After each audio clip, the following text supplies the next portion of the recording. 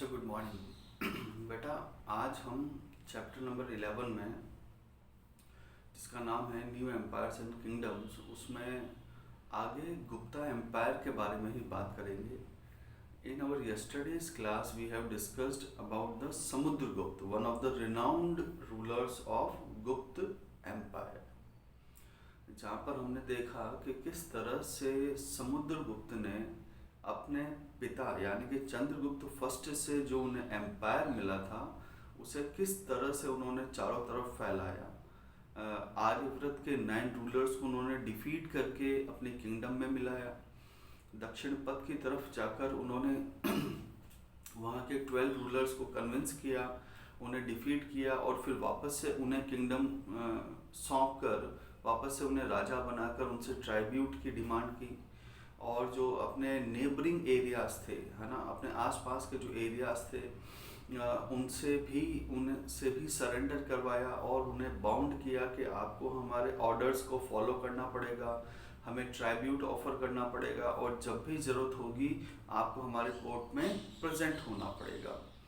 और जो distant areas थे, है ना, जैसे जो बंगाल हो गया, आसाम हो गया, नेपाल हो गया, श्रीलंका हो गया, स्पेशली श्रीलंका, वहाँ पर भी इन्होंने प्रेशर बनाया काफ़ी और फिर उन राजाओं को भी समुद्रगुप्त के आगे सरेंडर करना पड़ा। Even they go in A treaty, यानी कि एक तरह की संधि उन्होंने समुद्रगुप्त के राजा के साथ की कि हम अपनी पुत्रियों का विवाह आपके परिवार में करवाना चाहते हैं और इस वजह से होगा क्या, इस वजह से युद्ध की स्थिति नहीं बन पाएगी। तो ये सारी चीज़ें हम कल वाली क्लास में हमारा डिस्कशन हुआ था। अब आज जिस टॉपिक पर हम बात करेंगे बेटा, उस टॉपिक का नाम है जेनेलॉजी। अब सबसे पहले तो जेनेलॉजी शब्द का अर्थ क्या होता है इसके बारे में बात करते हैं। Genealogy is basically a list of our ancestors, यानी कि हमारे जो पूर्वज हैं, है ना, हमारे जो फॉर फादर्स हैं, उनकी लिस्ट को ही जेनेलॉजी कहा जाता है। अब सबसे पहले इस जेनेलॉजी को बनाने की शुरुआत कहाँ से हुई, तो हिस्टोरियंस हमें बताते हैं कि ये जो चीज़ है ये गुप्त एम्पायर में यानी कि गुप्ता एम्पायर में इसकी शुरुआत हुई। और हमें कैसे पता लगा, क्योंकि जो प्रशस्तीज थी, है ना, कल पढ़ा था हमने प्रशस्तीज के बारे में कि prashastis are the documents written down in praise of kings, है ना। तो जो प्रशस्तीज हैं उनमें काफ़ी प्रशस्तियों में इन जेनेलॉजी के बारे में डिस्कशन किया गया है कि ग्रेट ग्रैंडफादर कौन थे, फिर ग्रैंडफादर कौन थे, फिर फादर कौन थे और फिर उनके सन कौन थे। इस तरह से जब हम लिस्ट मेंशन करते हैं तो वो फॉर्मेट कहलाता है बेटा जेनेलॉजी का। तो ऐसा बताया जाता है कि गुप्ता एम्पायर, गुप्ता डायनेस्टी की शुरुआत की थी चंद्रगुप्त फर्स्ट ने, ठीक है। और चंद्रगुप्त फर्स्ट के बाद में जो नेक्स्ट किंग बने गुप्त एम्पायर के वो थे समुद्रगुप्त।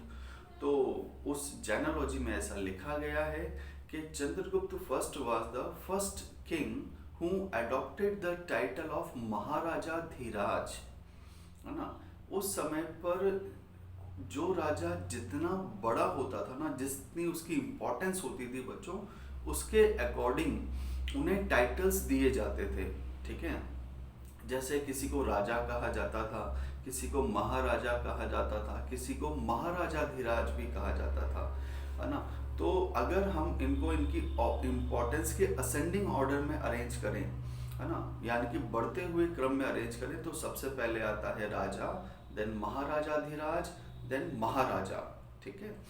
तो महाराजा धीराज का जो टाइटल था वो सबसे पहले चंद्रगुप्त फर्स्ट को मिला और उनसे ये टाइटल समुद्रगुप्त को भी हैंड ओवर किया गया, यानी कि समुद्रगुप्त के आगे भी महाराजा धीराज वर्ड का यूज किया जाता था। ये सारी जानकारी हमें प्रशस्ति से तो मिली ही है। इसके अलावा उन प्रशस्तिस में ये भी लिखा हुआ है कि समुद्रगुप्त की फादर के बारे में तो हमने जान लिया कि चंद्रगुप्त फर्स्ट है। इसके अलावा उनकी मदर का जो नाम था वो था कुमारा देवी, ठीक है। एक गण होते थे, संघ पढ़ा है बेटा मैंने आपको, गण और संघ। तो एक छोटा सा संघ हुआ करता था लिच्छावी करके, वहाँ के ये कुमारा देवी वहाँ से बिलोंग करते थे और ये इनकी मदर थी समुद्रगुप्त की, यानी कि Kumara Devi was married to the Chandragupta first और इन दोनों से इन्हें पुत्र की प्राप्ति हुई समुद्रगुप्त की। ठीक है, अब इस टेन्योर के खूब सारे ऐसे इंस्क्रिप्शंस भी मिले। कल बताया था आपको कि समुद्रगुप्त ने अशोकन पिलर के ऊपर खूब सारे ऐसे इंस्क्रिप्शंस लिखा है अपने पॉइंट से, जो उनके बारे में डिटेल में बताते हैं कि कितने बड़े वो वॉरियर्स रहे हैं, कितने बड़े वो योद्धा रहे हैं, कितने उनके शरीर पर कितने जख्म हैं ना, कितने घाव लगे हैं उन्हें युद्ध में लड़ते हुए। ये सारी जानकारी हमें इन प्रशस्तिज और उन इंस्क्रिप्शन से मिलती है। एज वेल एज इसके अलावा आर्कियोलॉजिस्ट को कुछ कॉइन्स भी मिले हैं, है ना। कल ये भी सिखाया मैंने आपको कि उन कॉइन्स के ऊपर इमेज बनी हुई है किंग की, और वो जो किंग है जिसकी इमेज बनी हुई है कॉइन के ऊपर, वो एक वीणा लेकर बैठा हुआ है, जिससे हम ये इमेजिन कर सकते हैं कि at the time the Samudragupta was music lover, यानी कि he has a fond of music का, संगीत का उन्हें शौक रहा होगा। अब यहाँ तक तो बात हम कर सकते हैं कि समुद्रगुप्त के बाद कौन, समुद्रगुप्त के बाद जो उनकी संतान थी बेटा, जो उनका पुत्र था, उसका भी नाम हुआ था चंद्रगुप्त। लेकिन अब समुद्रगुप्त के पिता का भी नाम चंद्रगुप्त और समुद्रगुप्त के पुत्र का भी नाम चंद्रगुप्त, तो कैसे पहचानेंगे हम इन्हें। यानी कि हिस्टोरियंस ने इनमें डिफरेंस क्रिएट करने के लिए समुद्रगुप्त के फादर जो कि चंद्रगुप्त थे उन्हें नाम दिया चंद्रगुप्त फर्स्ट, और समुद्रगुप्त के जो पुत्र थे उन्हें नाम दिया चंद्रगुप्त सेकंड। ठीक है, तो जो समुद्रगुप्त की डेथ हुई और पूरा राज सिंहासन चंद्रगुप्त सेकंड को दिया गया, तो ऐसा बताया जाता है कि इन्होंने भी अपने पिता की तरह मिलिट्री एक्सपीडिशंस पर गए, है ना, यानी कि अपने एम्पायर को और बढ़ाने के लिए आगे बढ़े, खास तौर से वेस्टर्न इंडिया की तरफ गए, जहाँ पर इनका सामना शाकाज, है ना, Shakas basically the tribal community which came from the north west of China, है ना, ऐसा बताया जाता है। हालांकि आपके सिलेबस में इतना डिटेल में नहीं है, लेकिन फिर भी मैं आपको बता रहा हूँ। तो शाकाज कम्युनिटी वहाँ से बिलोंग करती थी, तो उन रूलर्स का कंट्रोल होता था उस टाइम पर वेस्टर्न इंडिया पर। तो उनके सामने आमना सामना हुआ चंद्रगुप्त सेकंड का, और ये भी माना जाता है कि उस समय पर, है ना, जो चंद्रगुप्त सेकंड थे उस समय पर उनके कोर्ट में, यानी कि उनके दरबार में काफ़ी ज़्यादा लर्नेड पीपल हुआ करते थे, यानी कि काफ़ी ज़्यादा टैलेंटेड, स्किल्स, स्मार्ट लोग हुआ करते थे, जिसमें हम कालिदास, आपने नाम सुना होगा, एक फेमस पोइट रहे हैं कालिदास, और आर्यभट्ट एस्ट्रोनॉमर रहे हैं। वो दोनों उस समय पर, यानी कि इस गुप्त एम्पायर को बिलोंग करते थे और उनके कोर्ट में प्रेजेंट होते थे।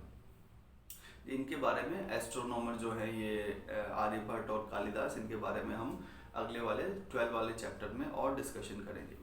आइए अब और कौन सी रूलर्स हुए या किंगडम्स हुई जिनके बारे में हिस्टोरियंस ने हमें बताया। तो 1400 ईयर्स एगो, यानी कि 1400 साल पहले एक और राजा हुए बच्चों, जिनका नाम था हर्षवर्धन, है ना, या हर्षवर्धना भी कहा जा सकता है। अब समुद्रगुप्त के बारे में हमें पता लगा प्रशस्ति से, है ना, इंस्क्रिप्शन से, कॉइन से, लेकिन हर्षवर्धना के बारे में हमें जानकारी मिली है बायोग्राफी से, है ना। उनके कोर्ट में एक बहुत ही फेमस पोएट हुआ करते थे जिनका नाम था बेटा बाण भट्ट। क्या नाम था? बाण भट्ट। तो बाण भट्ट ने, जो कि इनके हर्षवर्धन के दरबार में ये पोएट थे, इन्होंने बायोग्राफी लिखी, यानी कि उनके जीवन पर एक बुक लिखी जिसे नाम दिया गया हर्ष चरित्र, है ना। हर्ष क्या चरित्र यानी कि कैरेक्टर, तो हर्ष कैसे राजा थे उसके बारे में ये पूरी उन्होंने बायोग्राफी लिखी कि उनके जन्म से लेकर उनके राजा बनने तक की कैसी जर्नी रही है। तो उस बायोग्राफी से हमें हर्षवर्धना के बारे में ये जानकारी मिली है। इसके अलावा खास बात ये है कि जो बायोग्राफी है ये पूरी जो बुक है ये संस्कृत में लिखी गई है ना। और आपको याद हो, मैंने अभी कुछ समय पहले आपको कुछ चाइनीज ट्रैवलर्स के बारे में बताया था, पिलग्रिम्स के बारे में बताया था, ज़ुआनज़ैंग का नाम लिया था। तो ज़ुआनज़ैंग जब भारत आए थे तो ऐसा कहा जाता है कि ज़ुआनज़ैंग ने काफ़ी लंबा समय हर्षवर्धन के कोर्ट में यानी कि उनके दरबार में रहकर बिताया था, और हर्षवर्धन के समय पर वो वहाँ पर लंबे समय तक रहे ताकि उन्हें गौतम बुद्ध से जुड़ी हुई सामग्रियों को इकट्ठा करने में आसानी हो और वो उनके जीवन को और अच्छे से स्टडी कर सके, ऐसा हिस्टोरियंस हमें बताते हैं। अब जो हर्षवर्धन थे यानी कि जो हर्षा थे, राजा थे, वो अपने पिता की सबसे बड़ी संतान नहीं थे, है ना, क्योंकि हम डायनेस्टी वर्ड सीखते हैं बच्चों, जिसमें डायनेस्टी में क्या होता है कि पिता की मृत्यु के बाद जो सबसे बड़ा पुत्र होता है वही राजा बनता है। लेकिन हर्षवर्धन तो अपने पिता के सबसे बड़े पुत्र थे नहीं, तो फिर भी इन्हें राजा बनने का मौका मिला। इसका रीजन ये बताया जाता है कि इनके जो पिता थे और इनके जो बड़े भाई थे उनकी मृत्यु हो गई थी, है ना, और उसके पश्चात इन्हें थानेसर, है ना, थानेसर एक जगह का नाम है, थानेसर का राजा घोषित कर दिया गया। और इसके अलावा जो इनके ब्रदर इन लॉ थे, ब्रदर इन लॉ यानी कि इनके वाइफ के हस्बैंड थे, वो भी कन्नौज के राजा हुआ करते थे एक समय पर, है ना। अब कन्नौज कहाँ है, आप मैप नंबर 7 जो आपकी बुक में है वहाँ पर आप इसे आइडेंटिफाई कर सकते हैं।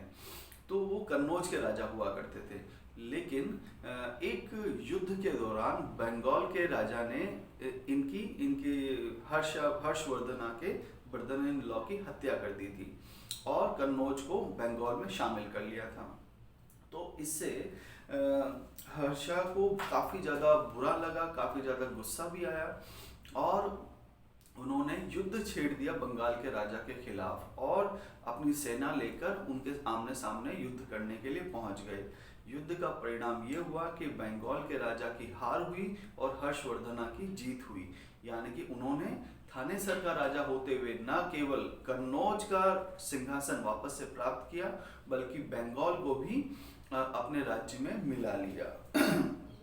लेकिन ये ज़्यादातर जो थे वो ईस्ट साइड में ही सक्सेसफुल हुए, है ना, क्योंकि इन्होंने ईस्टर्न साइड में ही मगध आते थे, बंगाल आते थे, लेकिन और कहीं भारत में ये इतने ज़्यादा सक्सेसफुल नहीं हुए, यानी कि और जैसे नॉर्दर्न इंडिया या सदर्न इंडिया में हर्षवर्धन ज़्यादा जीत प्राप्त नहीं कर पाए।